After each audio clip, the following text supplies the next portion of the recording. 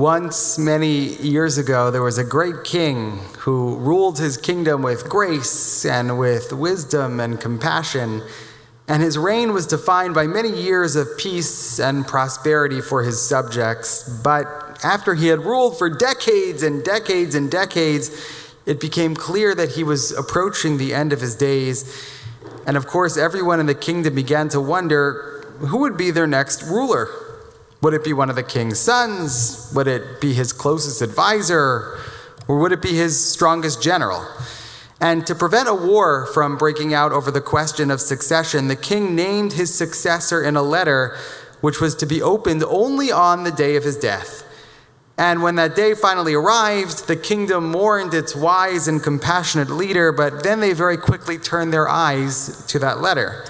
Everyone wanted to know who would now rule in the wise king's place. And so with great ceremony, the prime minister opened the letter and read the king's instructions.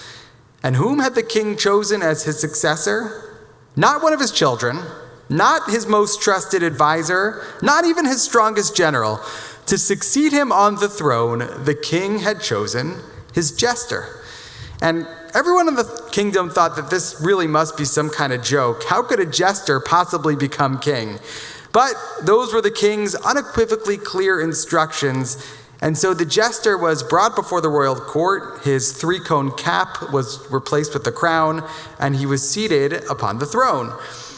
And at first, of course, everyone was skeptical at best about the jester's ability to rule, but very soon it became clear that the jester was actually a brilliant choice. He was every bit as wise and compassionate as his predecessor.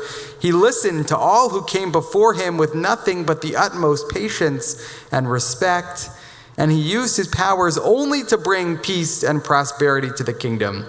It turned out that the jester was not only a good choice, but was a superb choice. And soon everyone in the kingdom came to love him just as they had loved the old king. But there was one strange thing about this new king. Every now and then, the new king would step away from his throne and would retreat to a remote room in the palace and would lock himself in that room for several hours at a time. And after several hours, he would emerge and return to his royal duties as if nothing had happened. And no one knew what the king was doing in that room for all that time. Eventually, though, an ambassador from a distant kingdom came to visit the king, and when he noticed that the king kept disappearing into that room, he wondered, what's the king doing in there? Why does he keep disappearing for hours at a time? What could possibly be so important in that room? And so one day he decided he would follow the king.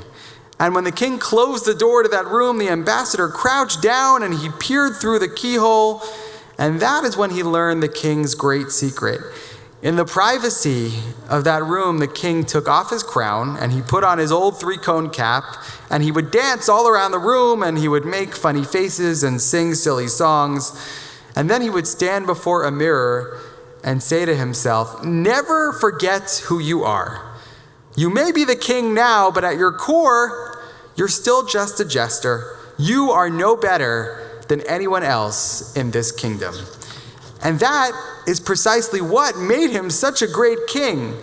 Because no human being, even the king, is ever greater than any other. Every human being is created in the image of God. And that's one of the key lessons from this week's Torah portion, Parshat Shoftim. Shoftim lays out some of the fundamental rules and regulations that help define a society governed by the overarching principle of justice. As this morning's portion teaches, justice must be impartial and accessible to all. There should be judges and courts established in every city. Conspiring witnesses who testify falsely must be punished. And in a just society, no one, not even the king, is ever above the law. A king should always be of the people, not above the people. As we read in Shoftim, when a king takes the throne of his kingdom, he is to write for himself a Torah scroll. And it is to be with him, and he is to read from it all the days of his life, kol yemei chayav, so that he may learn to carefully follow God's law and not to think of himself as any better than any of his fellow Israelites. Then and only then will the king have a long and fruitful reign over Israel.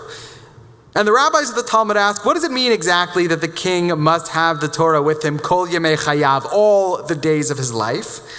Well, it means that the king should literally have a Torah scroll physically by his side at all times.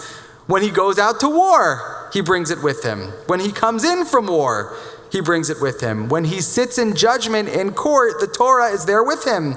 When he sits down to eat, the Torah should be by his side. There should never be a moment of his day when a king is without a Sefer Torah. With the exception of one moment, the rabbis do say that a king shouldn't take a Torah scroll into the bathroom.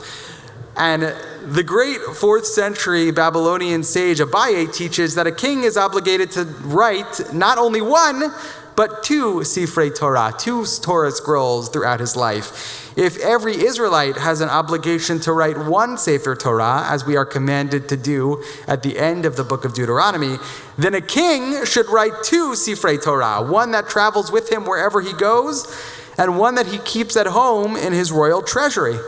Why 2? Because it is doubly important for a king to remember that he is obligated to observe God's law just like everyone else. No person, not even the king, is ever above the law. And this idea, by the way, existed not only in a Jewish context, but in a Roman context as well. Every major military victory in ancient Rome was celebrated in the city of Rome with what was called a triumph. And a triumph was a ceremonial procession granted to victorious generals. And the generals were driven in a chariot at the head of a great procession, which featured all of the slaves and all of the spoils of war that they had captured during their conquest. And the most famous Roman triumph, which I imagine you all know, was after the conquest of Jerusalem, when the menorah was taken from the temple all the way to Rome. And that triumph, of course, is immortalized to this day on the Arch of Titus. And during these triumphs, these massive celebratory parades, the victorious generals must have really felt like gods on earth. And so to ensure that their heads didn't get too big, a slave would walk behind them and periodically whisper into their ear, "Memento mori," remember that you are mortal. You are no greater than